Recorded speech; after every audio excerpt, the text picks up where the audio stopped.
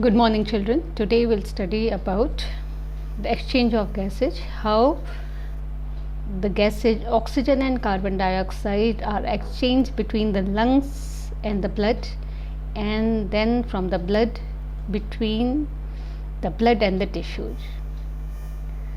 Now, if you remember, children, how your blood vessels carry your oxygen and carbon dioxide. If you will see, your right part of the heart carries deoxygenated blood. So from the veins, they are vena cava, the blood comes to your right auricle. From right auricle it goes to your right ventricle, and then from right ventricle it goes to the lungs. This blood is deoxygenated, or it contains more carbon dioxide. What happens in the lungs? In the lungs, the exchange of gases takes place, and CO2, which is present more in your blood, moves to the alveoli, and oxygen, which is more in the alveoli, enters your blood capillaries, and now the blood becomes oxygenated. Now the same blood comes to your left side. From the pulmonary vein it enters your left auricle, from left auricle to left ventricle, and from left ventricle it goes to the breast part of the body and reaches your tissues. In the tissues also the amount of oxygen is less, because the oxygen is used for oxidation of food and it converts into energy and CO2. So in your tissues oxygen is less, CO2 is more. In the blood oxygen is more, CO2 is less. So oxygen from the blood moves to the tissues, and CO2 from the tissues move to the blood, and through veins again it reaches your heart. So the same pathway occurs again and again. Now let us see. The main site for exchange of gases are alveoli, and the gases which are exchanged are oxygen and carbon dioxide, and the processes which help in exchange of gases are diffusion.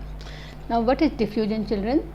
When substances are more in one medium, they always move to the another one with higher concentration, means they go from where they are more to where they are less.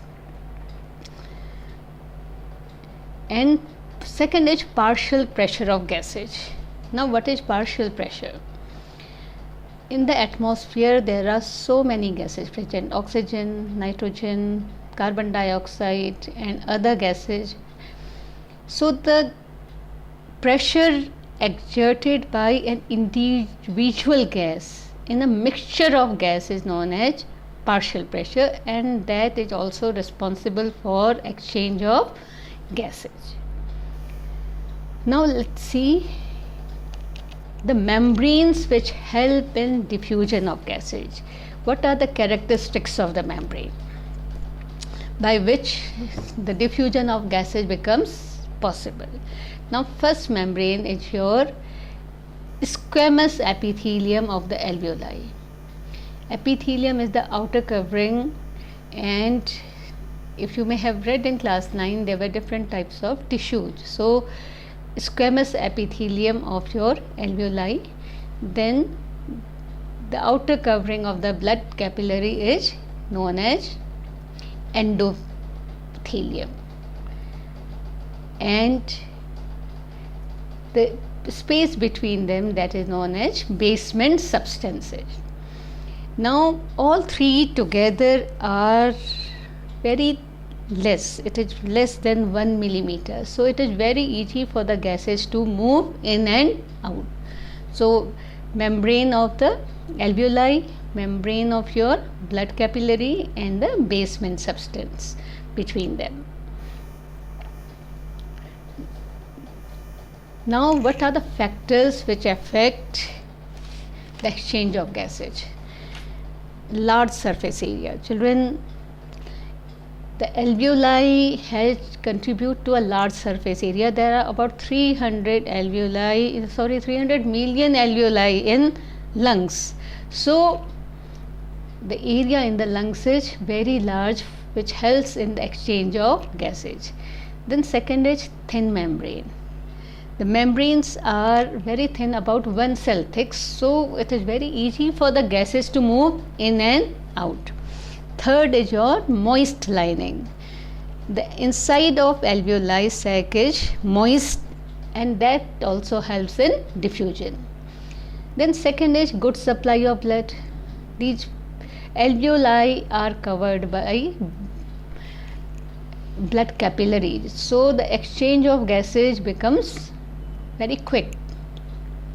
Now good ventilation means how much we take in your oxygen or other gases. So it is the respiration rate or breathing rate. And solubility of gases also makes a lot of difference. CO2 is more soluble, about 20 to 25% more soluble in comparison to oxygen. So these are the factors which help in exchange of gases. First is the surface area should be large.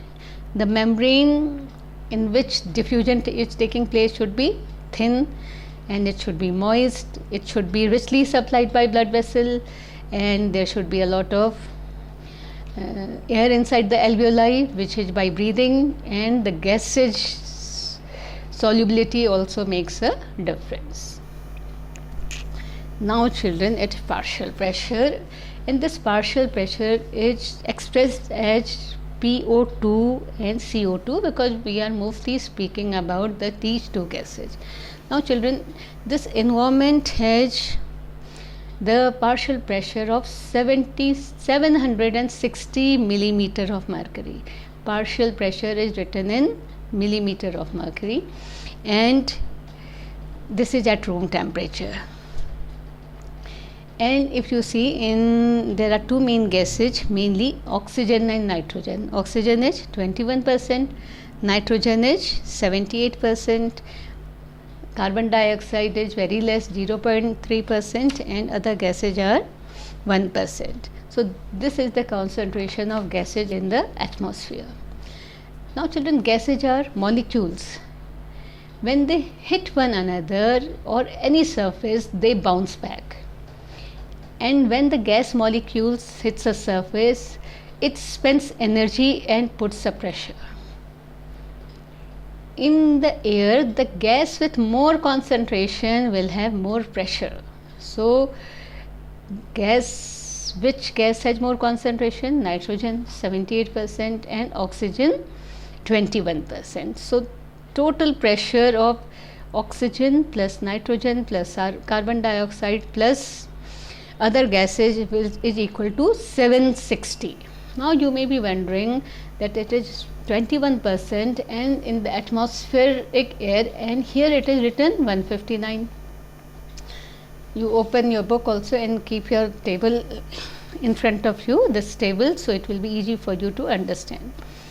Now why it is written 159? If you calculate 21% of 760 is 159. So in the atmospheric air, the pressure of oxygen is 159 millimeter of mercury. Now if you see and your carbon dioxide is 0.3%. Now from the atmosphere, your air will enter your alveoli. In alveoli, the air pressure becomes less. Why? Because in the alveoli there is moisture, water vapors are also present, which reduces the pressure of oxygen, and the oxygen in the alveoli changes into 104. And deoxygenated blood contains 40 millimeter of mercury of CO2. So because deoxygenated blood contains 40, so in the alveoli also it will be 40. Now if you will see, very easy trick I am going to teach you how to write. Now see, first are your respiratory gases, then the atmospheric air, this you write it. Then it's your alveoli. After alveoli you write dot. Dot means D for deoxygenated blood, O for oxygenated blood, and T for tissues. Now in the alveoli you will see CO2 is 40, and if you make the arrows like this, then alveoli dot down 40, then if you make the arrows DOT, the arrows will be 40 40 40, so it will be very easy to learn, and 40 is minimum, so other measurements will be more. Now alveoli, your partial pressure of oxygen is 104 and CO2 is 40.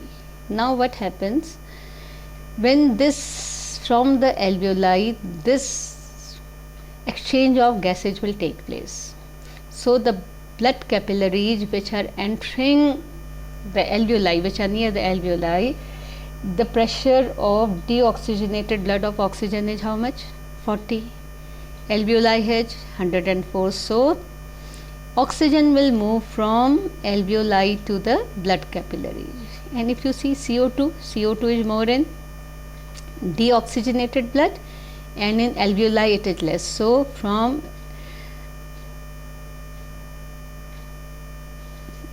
deoxygenated blood, the CO2 will move to your alveoli, because the pressure, there is a difference of pressure. So CO2 will move from the blood capillaries to alveoli, and oxygen will move from the alveoli to the blood capillaries, and now it will change into oxygenated blood. Now in the oxygenated blood, your partial pressure of oxygenated blood is 95. But if you go to the tissues, in tissues what happens? Because the oxygen is used for converting food into energy, and so the amount of oxygen is less, it is only 40. So again from the oxygenated blood, the oxygen will move from the oxygenated blood capillaries to the tissues, and in tissues CO2 is more, in oxygenated blood CO2 is less. So from tissues the CO2 will move to your blood capillaries, and so the blood capillaries will carry deoxygenated blood. So let us study in detail. Now gaseous exchange in lungs.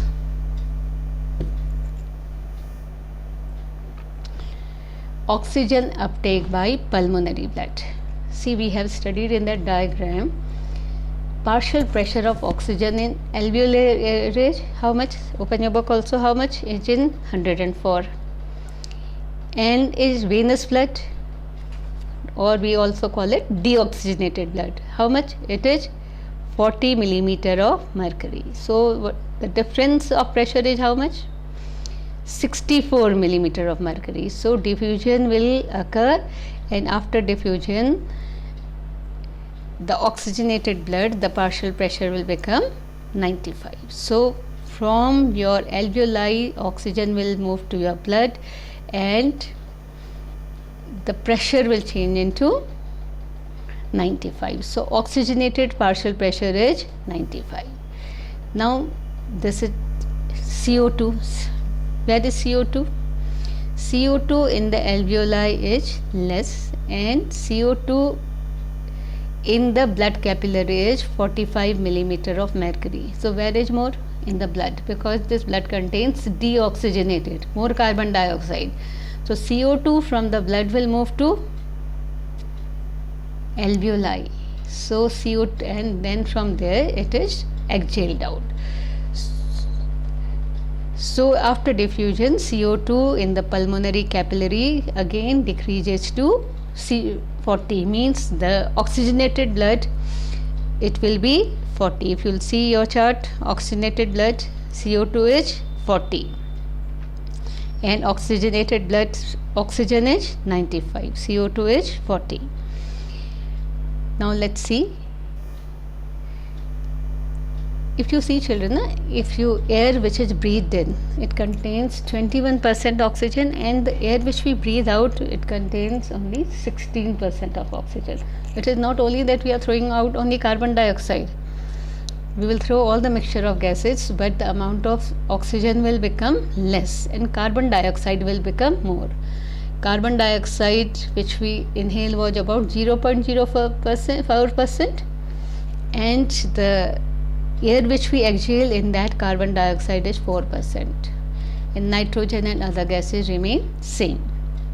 So the air which we breathe in will have more oxygen, and the air which we breathe out, it does not mean it contains only carbon dioxide, only the amount of CO2 will increase and oxygen will decrease. Now see again this chart. In this also they have shown what happens in the lungs. In the lungs, if you will see, alveoli contains, it is in this it is written 100, it is 104 partial pressure of oxygen, and in the blood capillary it is 40. So again exchange of gases will take place. Oxygen from your alveoli will enter your blood capillary, and CO2 is more in the blood capillary, so CO2 from the blood capillary will move to your alveoli and it is exhaled out. This occurs in your lung. And now what occurs in your tissue? Because the oxygenated blood will contain how much? 95 millimeter of mercury of oxygen, and in the tissues it is 40. So again from the blood it will move to the tissues, and in tissues CO2 is more, and in the blood CO2 is less, so CO2 from the tissues will move to your blood, and now the blood is known as deoxygenated blood. Again let us study in detail. See, partial pressure of oxygen in arterial blood, or we also call it oxygenated blood, is 95 millimeter of mercury, and tissue it is 40. So rapid diffusion of oxygen in the tissues, oxygen of deoxygenated blood now becomes 40, because the oxygen moves into the tissues. Now the partial pressure of oxygen in the deoxygenated blood changes into 40 millimeter of mercury. Now release of CO2 by tissues, because in tissues CO2 is more, it is 45 millimeter of mercury, and arterial blood it is 40. So again diffusion from tissues to blood capillaries, and now the partial pressure of CO2 increases to 45 millimeter of mercury. Again we can revise it from this diagram. What has happened in the alveolar air, it was 104 millimeter of mercury. This is your alveoli, and from there exchange of gases takes place. In the deoxygenated blood it was 40. So the oxygen from the alveoli moves to your blood capillaries, and now the partial pressure of oxygenated blood changes into 95. Now CO2 in the alveoli was 40, in the deoxygenated blood it was 45. So CO2 from the blood moves to alveoli, and its partial pressure decreases and changes into 40. Now this deoxygenated blood moves to the tissues, and in the tissues what happens? Tissues have less oxygen, so the blood oxygen from the blood capillaries moves to the tissues, and CO2 is more in the tissues, so CO2 from tissues moves to the blood. If you'll see the measurements in the deoxygenated blood and tissues are same, because what will be in the tissues same will be in the deoxygenated blood, 40 and 45, 40 and 45. So I have taught you a trick also. Alveoli down 40, then you make dot, deoxygenated blood, the arrow will go up, dot deoxygenated blood, O oxygenated blood, T tissues. So it will go in a zigzag manner. So it will be 40, 40, 40, and alveoli, you know, it is 104, and CO2 will be always not more than 45. Either it will be 40 or it will be 45. So here it is, deoxygenated blood, it is more, so it is 45. Tissues also it will be 45. So like this it will be very easy for you to learn. I hope you have understood. So try to understand it properly and always keep the chart open. So it will be very easy for you to understand. Without understanding you will not be able to learn it, children. So try to understand it. If you have any query you can definitely ask. Thank you.